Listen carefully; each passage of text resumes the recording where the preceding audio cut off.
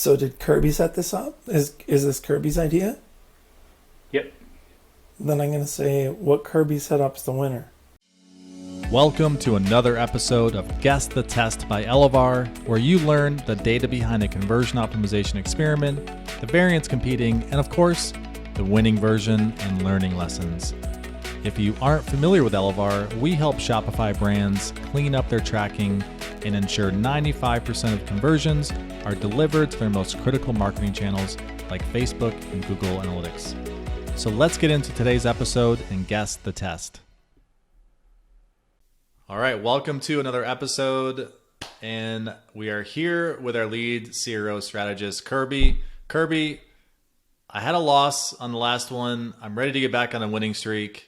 So what are we experimenting and testing today? All right, let's see if you can do it. So today we're looking at a collection page test. So in this case, this ran on 4 specific collection pages. We added a banner after 8 products. So on desktop, it was after 2 rows of products. On mobile, it was after 4 rows of products. And the banner promoted like essentially an alternate collection page. So think on a sweatshirts collection, the banner promoted like sweatpants. On like a t-shirt collection, the banner promoted shorts. So something like that. So this ran, okay, like I said, specifically on this client's 4 top trafficked collection pages, and it promoted like an alternate collection.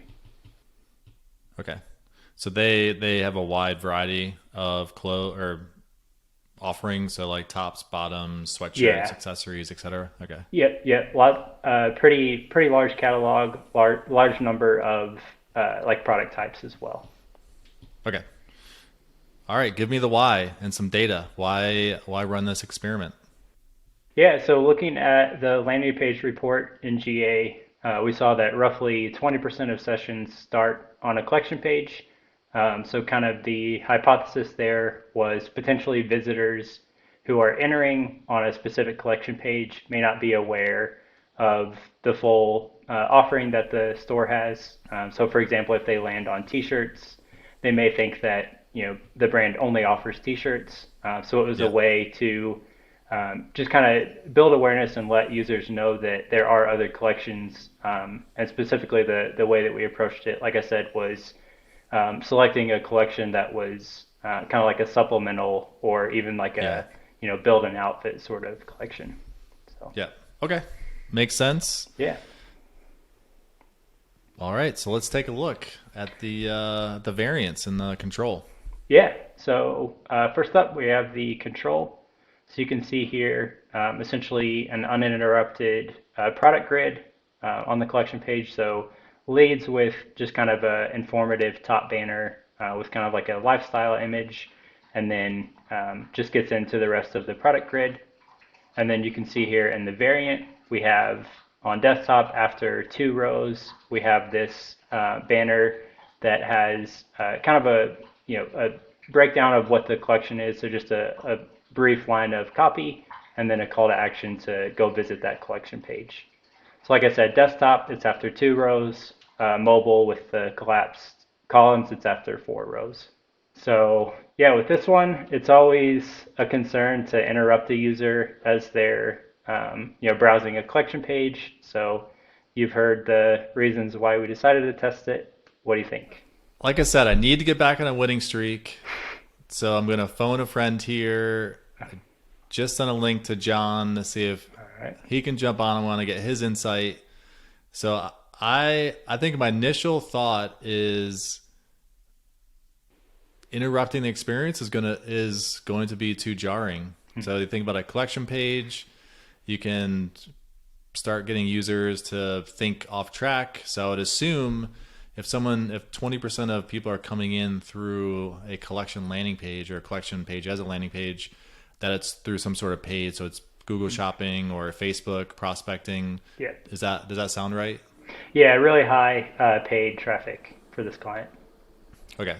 Yeah, so that backs up my initial theory that it's intentional going to the collection pages, intentional from a user perspective, that they are actually they see an ad for leggings, they click on it, Yeah. and then they land on the leggings page. I think it'll be too jarring of an experience to pitch some T-shirts or something else. Yeah. So my initial thought is that the control is would ultimately win out here, and my reason for that I just outlined, and I'm guessing the variant decrease in performance of, I'm going to go a little bit higher. I'm going to say like a 3 to 5% decrease in performance against their primary KPIs. And can you just list out all KPIs measured again? Yeah. So first, we're looking at just kind of top funnel, getting users to a product page. So seeing if introducing that banner, like I said, interrupted a user and resulted in a lower click-through rate to product pages. The other one is just overall conversion rate. So with the wide range of product prices on this client, we didn't measure necessarily against revenue per visitor, since, like I said, the product prices just vary so much across the different product categories. So click-through rate and conversion rate. Yeah.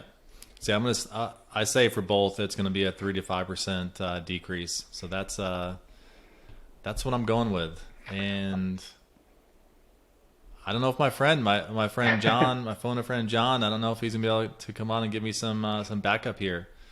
Might be on your own. Let's just go with it. Let's go with it. What is it? All right, you're on your own. So in this one, you're gonna. Don't say he's here. He's here. Didn't say anything. Did not say anything. Hey, John. All right, John. So I'm gonna take back Kirby. I'm gonna wait for John's feedback. All right. So John, you have literally no idea what's going on here, but Kirby's presenting an experiment, giving the reasons why. So, and then I have to guess what's the winner, if the control is the winner or the variant's the winner. So I'm going to give you the quick rundown, and then I'm going to go with whatever John predicts. That's what we're going to go with. All right. So we have a collection page experiment. We have a control, which is a standard collection page, a wide variety of products. So think like T-shirts, pants, accessories, etc. The experiment is an in-grid banner. So an in-grid banner that's shown in the collection page that is essentially driving to a complementary category. So think about somebody's clicking on an ad, landing on leggings, seeing an ad for tops or other bottoms. And the primary KPIs here are the click-through rate to a PDP, so the percentage of people that are making it from a collection page into a product page. Secondary metric or KPI of conversion rate. Some of the data between why running this experiment. For this particular customer, 20% of their landing pages, so 20% of traffic are actually landing on collection pages. So it's actually a very high number of percentage-wise of people landing on a collection page. So trying to optimize that traffic to go through. So with that said, I'm on a losing streak. So I'm trying to get back on a winning streak to predict if the controller variant is the winner. So I'm phoning in our implementation engineer and store owner. So many accolades, can't list them all. So John, you got the expertise. So what do you think? The control or the variant? What's the winner here? So I don't get to look at anything. You can't. The audience watching, they are seeing it, but yeah, you're not seeing it right now. So did Kirby set this up? Is this Kirby's idea? Yep. Then I'm going to say what Kirby set up's the winner. Obviously. Oh man, that's a lot of pressure. All right. So let's get into the results. So John said the variant won.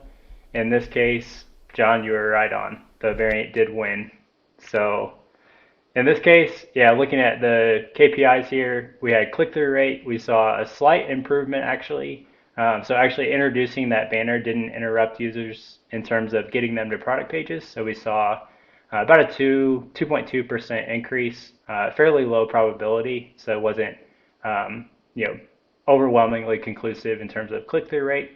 Looking at conversion rate, however, we saw a massive increase, almost a 30% increase in conversion rate with a 96% stat sig. So really confident in the results, and like I said, the improvement was really massive.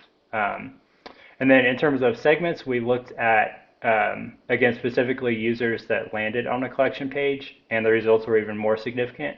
So that kind of backs up our initial thought of for users that are entering on a collection page, just making them aware of the full product offering and the different collections. Like I said, just based on that segment is even more magnified of results. So Nice. yeah, John, you got me back in the winners column. Thank you. Awesome. you saved Next time him. you- Even though a little before you came on, I was picking control again. Yep. Next time you guys invite me on TV, you got to let me know so I can go to my makeup artist. Yeah. Oh, man. Kirby, any takeaways? So what's the next step from here? Where will you take this, the learning lessons from this and apply it to next experiment? Yeah, so the thought is, like I said, this only ran on the top 4 collection pages, the highest trafficked. So the thought is let's extend this to the rest of the collection pages. It's just a matter of getting the assets together. And then the other piece is, considering, potentially implementing or testing something like this on product pages, since that product pages also make up a decent amount of landing page traffic. So, potentially offering, we've tested something similar, like having a product feed higher up on the page for paid traffic, things like that. So just taking that learning and, like I said, applying it to different steps in the funnel. Yeah. Cool. All right. John, thanks. Kirby, is that it? That's all I got. Yep. Thanks, Alrighty. guys. Till Yep. next time. John, We'll you see can ya. hang on.